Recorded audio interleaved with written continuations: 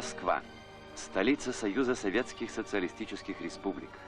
Столица государства, которое с первых дней своего существования всегда твердо и последовательно отстаивало идеалы мира, дружбы и сотрудничества.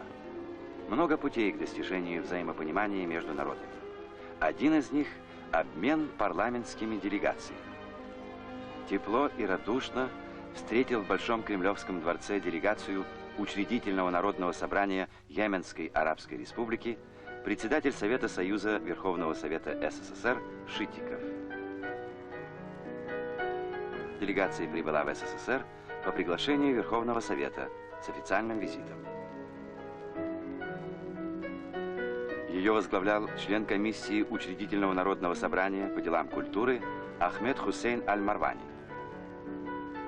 В составе делегации депутаты и члены комиссии парламента Мухаммед Аль-Хаддем Аль-Ваджик, Мухаммед Абдельвани Нааман, Моксен Аль-Юсефи, Мухаммед Аль-Мутта, Касем Аль-Мизбахи, Абдалла Суфан.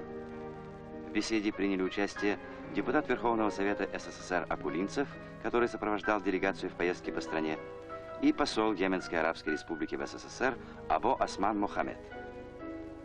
В ходе беседы было выражено взаимное стремление к дальнейшему развитию межпарламентских связей во имя укрепления дружбы и сотрудничества двух стран в интересах мира и прогресса.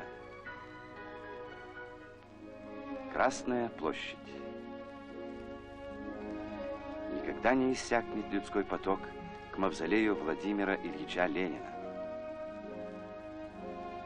Пришли сюда и посланцы йеменского народа, чтобы отдать дань уважения человеку, который руководил первой в мире социалистической революцией.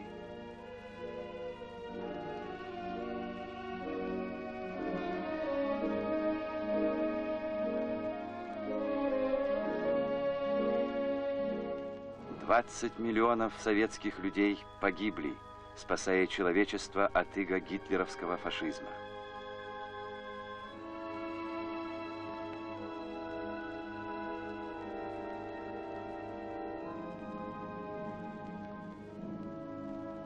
Всегда будет гореть огонь на могиле неизвестного солдата».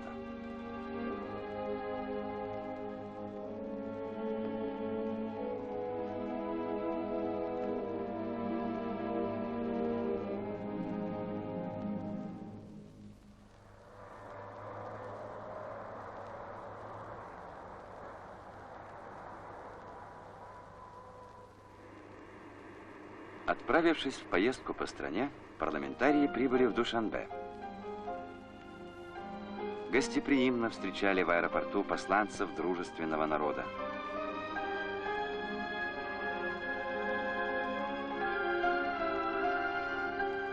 Душанбе – столица Таджикистана, одной из 15 равноправных республик Советского Союза.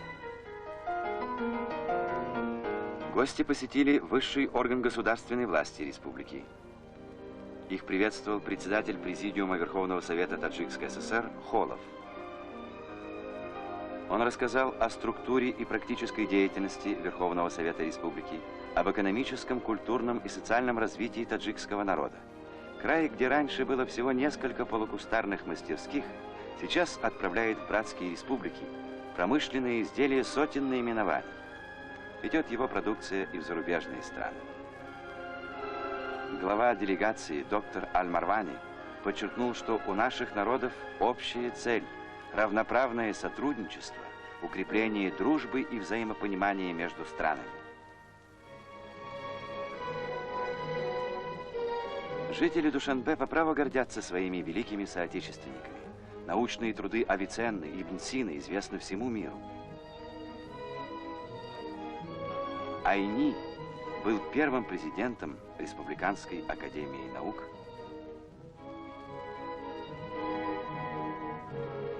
Множество людей восхищаются стихами поэта средневекового Востока Рудаки.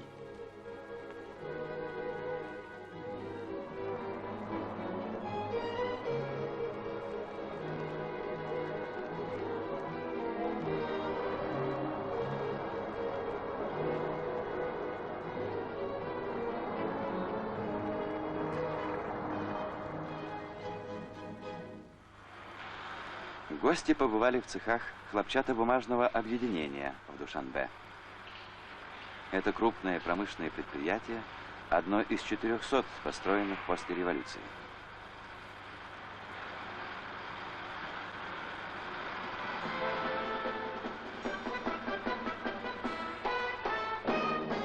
Яркие нарядные ткани пользуются большим спросом у населения.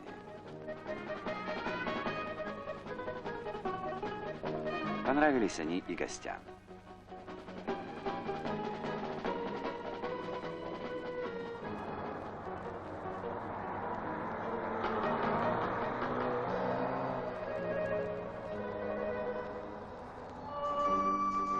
Таджикистан – страна гор и рек.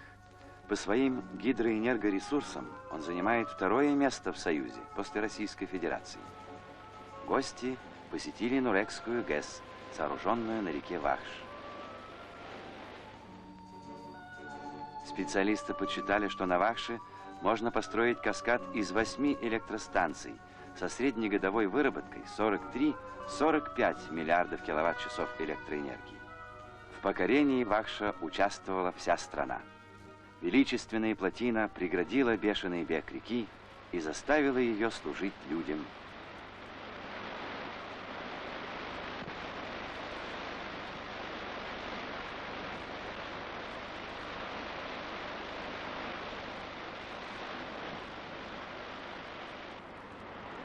Народное хозяйство Таджикистана и соседних республик уже получило первый ток.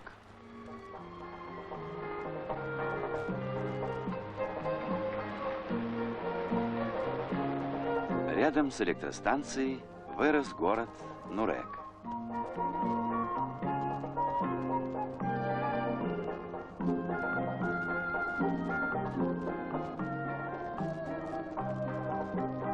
Созданное около Нурека искусственное водохранилище позволило оросить огромные площади, и зацвели сады и плантации.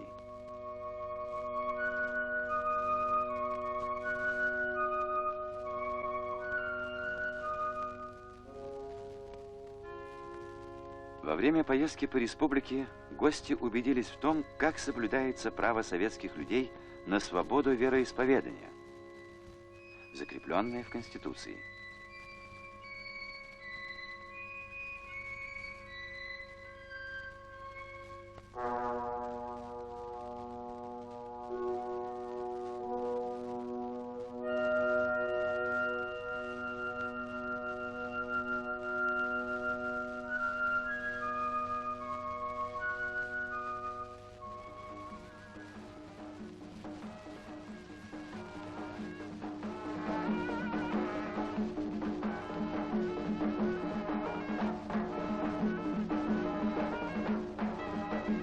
Импровизированным концертом закончилась дружеская встреча парламентариев Йеменской Арабской Республики и жителей колхоза «Коммунизм» Орджоникидзе-Абадского района.